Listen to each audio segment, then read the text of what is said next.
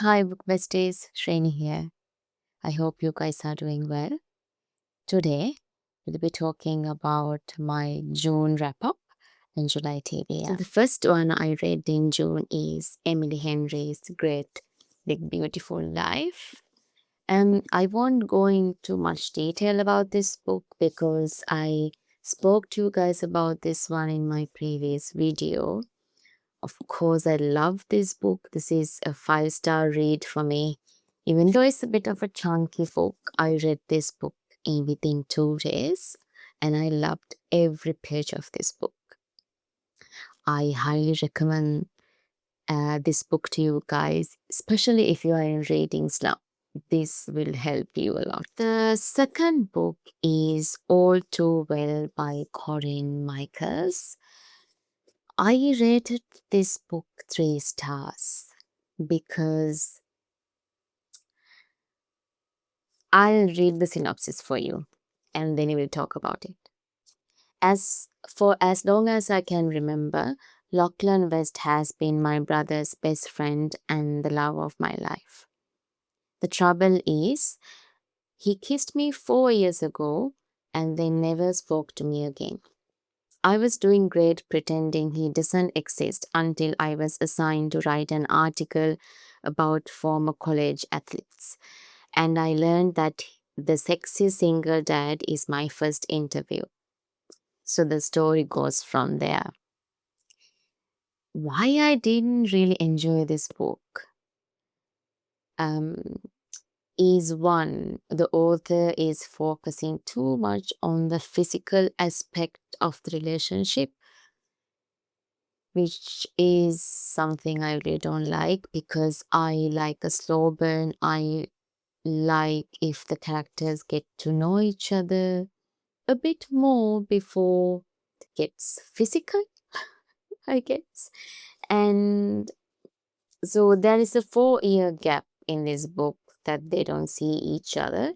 And also within this 4 years, not a lot have changed in their lives.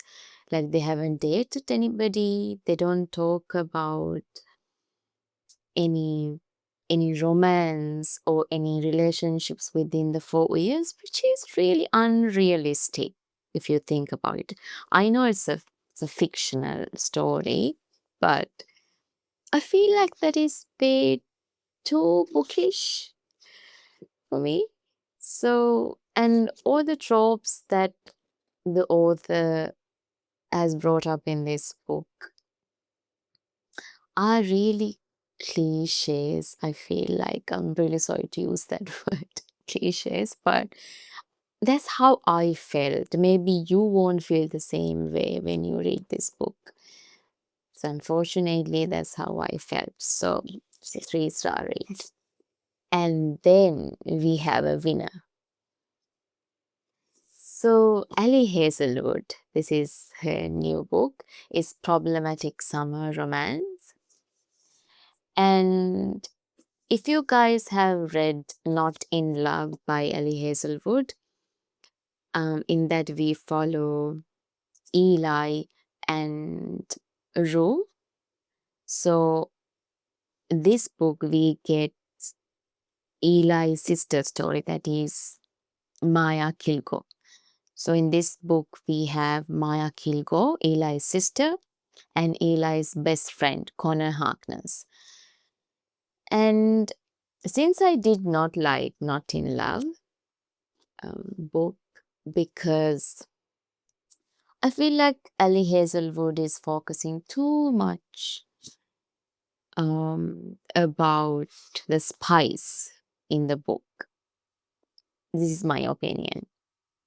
I used to like Ali Hazelwood's spice in her books until recently because Not in Love was horrible in my opinion. I DNF'd it. I could not finish it because it was only about the spice and the story wasn't that great. I didn't like it. And her book before this one, which was The Deep End, I did not like that either. I understand the spicy books sell more, but I really would like to see a strong plot from Ali Hazelwood in future books because she's a great author, one of my favorite authors. She writes about STEM world, about strong women, about more realistic stories in modern romance. And I really love her writing style and her witty, crude humor. I love it so much.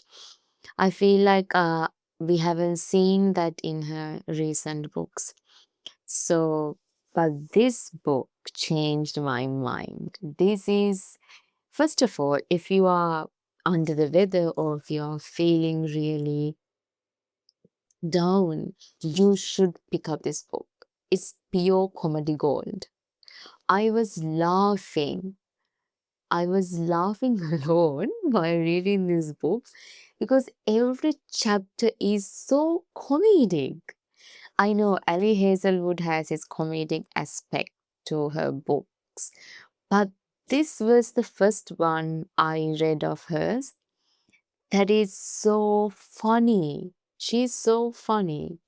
I love the jokes, and it's so, and this is also set in Italy, Sicily, and it's a beautiful story. You will be immersed in the description of Italy, and you feel like you would want to fly to Italy as soon as possible. It's that beautiful, the writing style. In this book, we follow Maya Kligo and Connor Harkness. So there is a age gap in this book. Maya is 23 years old and Connor is 38 years old. When they first meet each other, Maya was 20 and Connor was 35. Because of the age gap, Connor takes a step back from the relationship, not really relationship, from that situation, and the story goes from there.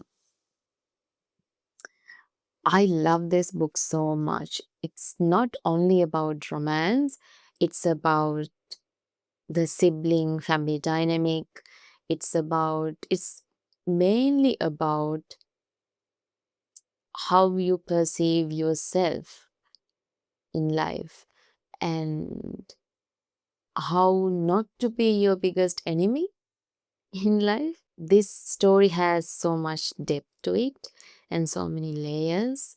I finished this book in one sitting. I did not want to put this book down. And this book alone has made my June so lovely. If you guys decide to pick this book up, please leave me a comment. I would love to know your thoughts. So, for July, I thought I will not do a TBR jar selection, mainly because I'm going to read only 3 books.